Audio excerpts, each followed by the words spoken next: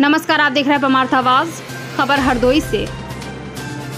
1 वर्ष से लंबित मामले के निस्तारण को लेकर भारतीय किसान यूनियन लोकतांत्रिक संगठन जिला अध्यक्ष पुनीत मिश्रा ने उप जिलाधिकारी संडीला मनोज श्रीवास्तव को लिखित ज्ञापन सौंपा।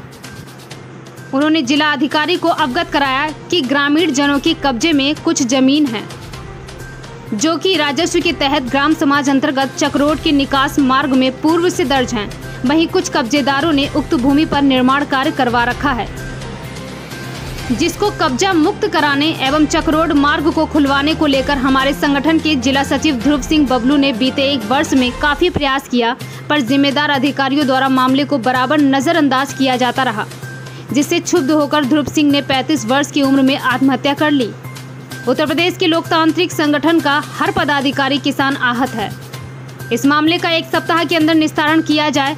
अगर निस्तारण नहीं किया जाता तो 1 जुलाई दिन बृहस्पतिवार को भारतीय किसान यूनियन लोकतांत्रिक संगठन किसान भाइयों की उपस्थिति में बेनीगंज से प्रताप नगर जाने वाले सड़क मार्ग के बीचों बीच अनिश्चितकालीन धरना प्रदर्शन होगा।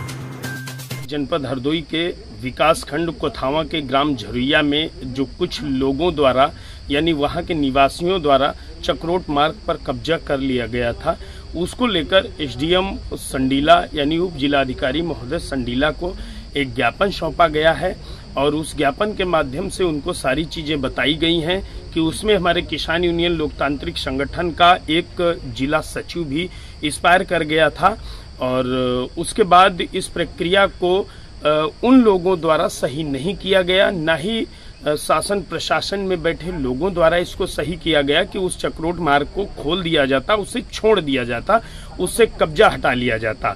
तो ये लगभग 1 वर्ष से अब तक चला आ रहा था। इसके संबंध में आज एसडीएम महोदय को ज्ञापन देकर उन्हें समझाने और मैंने बताने का कार्य किया है।